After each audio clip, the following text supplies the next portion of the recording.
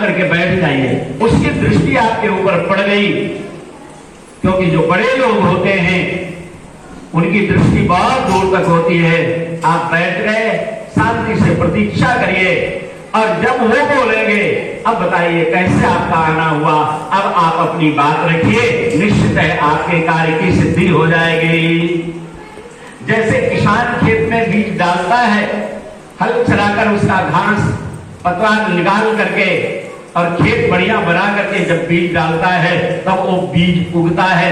ये नहीं गया खेत में और तुरंत बीज डालना प्रारंभ कर दिया तो परिश्रम भी समाप्त हो जाएगी और बीज भी समाप्त हो जाएगा। इसलिए सज्जनों, माताओं, बहनों, अब आप अपने प्रश्न को रख रहे हैं तो निश्चित रूप से आपके कार्य की सफलता हो जाएगी। ऐसे किसी योगी के पास जाएं, किसी सन्यासी के पास जाएं, अपने गुरु के पास जाएं, आपने जाकर गुरुदेव भगवान को प्रणाम कर लिया और प्रणाम करने के बाद शांति से बैठ गए। अब गुरुदेव भगवान आपकी तरफ जब देखेंगे और देखकर पूछेंगे, हाँ बच्चा कैसे आना हुआ है, बताओ अपना कुशल समाचार। अब आपने अगर अपना प्रश्न रखा तो निश्चित है गुरु कृपा आपके ऊपर हो जाएगी और आपके प्रश्न का समाधान हो जाएगा। कई बार लोग आए, प्रणाम करते और प्रणाम के साथ अपनी समस्याएं रखना प्रारंभ कर देते हैं। ये आदत कभी नहीं रखना चाहिए, क्योंकि प्रत्येक व्यक्ति के जीवन में समस्याएं नारायण बहुत हैं और उन समस्याओं का जो समाधान है गुरु कृपा से दूर होता है, इसमें कोई संदेह नहीं, लेकिन उसकी थोड़ी प्रतीक्षा करो। तो राजा जोगी और अग्नि ठंडक में हमारी ठंडक दूर कर दे, चूल्हे में जलाओ तो बढ़िया भोजन बनाए, हमारी क्षुधा को शांत कर दे। इतना उसका अच्छा कार्य होता है। हवन करना चाहो तो अग्नि के बिना हो नहीं सकती। किसी सत्कर्म में अग्नि का प्रभाव होता है। तो नारायण ऐसे समय में अग्नि से इतना जल्दीबाजी मत करिए कि हड़बड़ करना शुरू किया तो जो अग्नि भोजन के साथ आपका की भूख शांत करती है और थोड़ा जल्दीबाजी आपने दिखाया और वही अग्नि आपको छू गई तो नारायण फिर आपको जलाने में भी वो विलंब नहीं करती। इसलिए इससे भी थोड़ा दूरी बना करके रखना चाहिए और सावधानी पूर्वक प्रयोग करना चाहिए।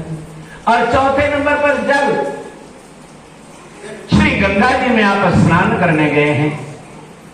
गंगा सबको तारती है और तारती ही नहीं नारायण, लिखा है गंगा जी के बारे में, गंगे तो दर्शनात् मुक्ति, गंगा के दर्शन मात्र से जीव की मुक्ति हो जाती है। गंगा के किनारे खड़े हो जाएं और गंगा से संस्पर्शित वायु अगर शरीर को लग जाए तो भी गंगा उद्धार कर देती है नारायण। लेकिन उस गंगा से, गंगा के बारे में तो यहां तक वर्णन किया गया है कि नारायण गर्मी का महीना था। अब गर्मी के महीना में भैंसा जानते हो ना, कोई लंदन का तो है नहीं, यहां सब भैंसा जानते हैं। गाय को इतनी गर्मी नहीं लगती, गाय गर्मी बर्दाश्त कर लेती है, लेकिन भैंस और भैंसा गर्मी बर्दाश्त नहीं करते, थोड़ी देर में हाँफने लगते।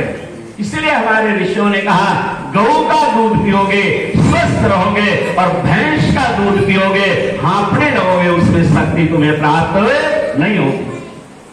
अनेक लोगों को मैंने सुना गाय का दूध पसंद नहीं रही है, बोले कैसे, ये पतला बहुत होता है। मोटा दूध पी करके भैंस जैसी बुद्धि हमारी हो जाती है।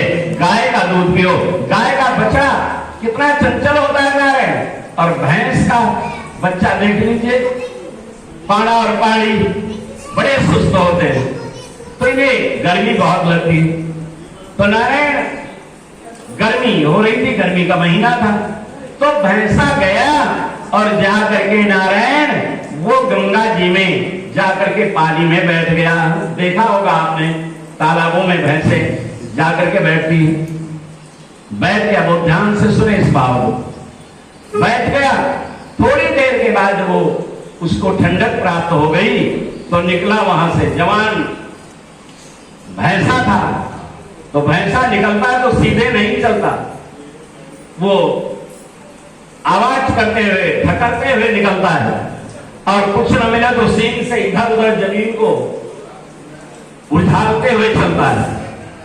तो नारायण बाहर निकला और बाहर निकल करके उसने जो गंगा जी की रेत थी, रज थी, उसमें अपने सींगों से बार बार उलझे और वो धूल उसके शरीर पर भी पड़ी। चूंकि अभी जल से आया था निकल करके, शरीर में भी वो बालों के गढ़ चिपक गए और सींग चूंकि गीली थी उसमें भी चिपक गए।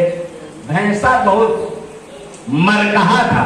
मरकहा यह अवधि का शब्द था है। मारू मतलब बहुत बदमाश किस्म का भैंसा था।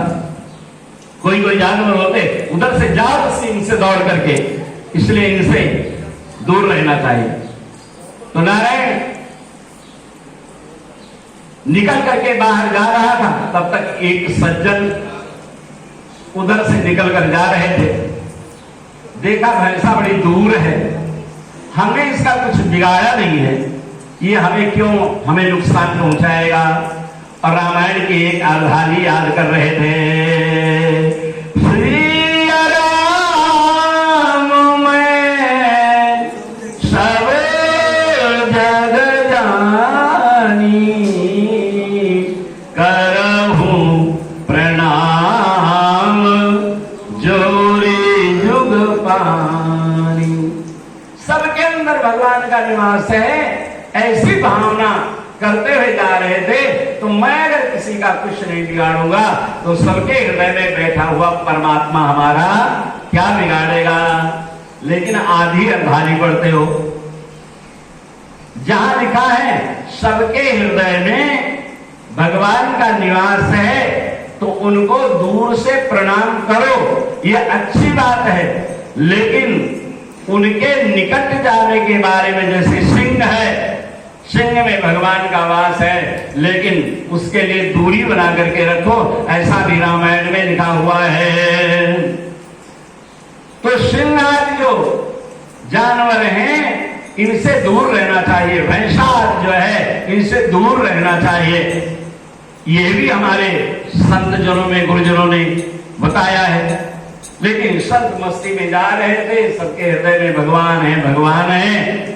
भैंसा तब तक पास में आ गया, आप देखा न ताव, और नारायण उसने दौड़ करके इतने जोर से पेट में सींग मारा कि सींग उस व्यक्ति के पेट में घुस गई, आंख बाहर निकल गई, और देखते देखते